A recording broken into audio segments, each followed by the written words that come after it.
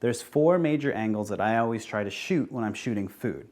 There's this angle, which is kind of a 45-degree angle, which is always the one I end up using. There's a flat angle, or more of like a hero shot, that's more on the level of the food. So that's really going to depend on your background. And then what's getting really popular nowadays too is the overhead shot, and we'll try those. And then there's also detail shots. So let's go ahead and start with the 45-degree angle shot. So here I'm kind of just at my normal stance. I'm about 5'7", and I'm looking right at the food. And it's kind of exactly what we've been shooting and what we've seen. I'm going to back up just a little bit.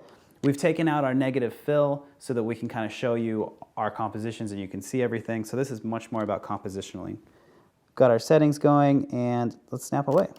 So the cool thing about this shot is, again, you've been watching this throughout the lessons, but you see kind of all the details. The background has really become really just the table itself, and we're focused on how you would normally sit at a table and eat. It looks a lot more appetizing, and it's a little more nice to people that they've seen this image before every day of their lives. So let's talk about kind of our hero shot. This is more on the level here. It's not going to work as well for a salad, but check out these other shots where it's right on the level. You're able to see more of the actual food itself because it's kind of protruding and not in a bowl or a plate. I'll show you with the salad. What we would normally do would be finding a background, and for us, remember that kitchen in the background? We're going to use that as kind of our, we're in the home, we're in the kitchen, which is a great thing to do if you don't have a background like a backdrop or like a wood plank or something you could do. Just use your kitchen or your house or something in the background that will be way out of focus. So let's step back. We're going to be on the level of the food. We're going to get back to our normal settings, focus on our salad. So you can see this is really incorporating our style and everything that we have in the background.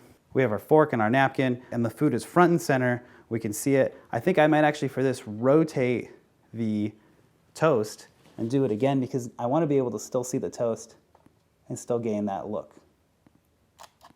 Right, so here the toast is rotated, we can see it a little bit better, and the food is right front and center. What a good looking salad. So now let's do the overhead shot. I'm still using my 56mm on my crop sensor camera, and that's still around an 80, 85. So I'm gonna get on a chair to see how high I can get and see if I can still capture what I'm trying to get. If you have a zoom lens, you might be able just to get up here and zoom out a little bit. If you have a bigger tripod, you might also be able to achieve this. Luckily, my screen pops out a little bit, so I'm able to just center it. So the best thing to do is just, our table's a little small, so you can still see our kind of settings there, our toast and our salad is there. We'll take a shot. And I would probably add in some negative fill or some bounce for my style, and you can just pull that right up like we did before. I try to center the plate as much as I can because that's really the main focus of what we're trying to do. There you go. And that's an overhead shot. You probably see these on Instagram a lot. It's getting a little bit more popular. And it's really nice because you really see the layout and the lines of everything. And most things are going to be in focus because they're all on the same level, right? So check out these other shots with these other foods. You can see how you can see the circles, the lines. It's appetizing, it's interesting. It kind of is a good menu item. So depending on what you're using with your food, you can show these kind of anywhere. So for the fourth composition is detailed shots. Now this lens I've been using, my 56mm, I know right off the bat it does not get me that close of focus. So I'm going to change it to my kit lens, which is something you guys all probably got with your cameras. And this one's actually kind of a cheaper 55-18. This will allow me to get closer detailed shots. Now you can see the light keeps going in and out, and our video is having a little bit of trouble too. Because the sun is going in and out and there's clouds, you just kind of have to stay on top of your game and pay attention to your settings and adjust accordingly. So let's get up close. You can see already I'm losing some light, so I'm gonna ISO up or slow my shutter down a little bit just to achieve these detailed shots. And here, depending on what you're doing, I'm just gonna get a nice close-up shot of the food, the detail, and everything I can.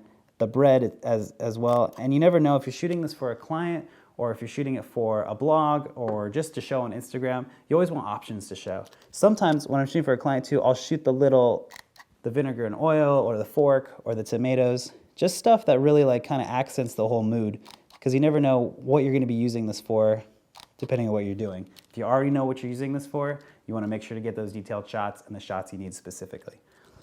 All right, so that's all our compositions. Remember all four: 45 degrees, hero, overhead, and details. Between those four, you should be able to cover your entire food for any reason or anything you need, whether it be menus, blogs, Instagrams, just for fun, postcards, whatever you really need. So just remember to keep your options open, keep your eyes open, and use your compositions in tandem with what we taught about lighting. Try to figure out where you want your composition to be, and then bring in that neg fill, bring in that bounce card, and try and work around. And it's a delicate balance of finding that correct, perfect shot.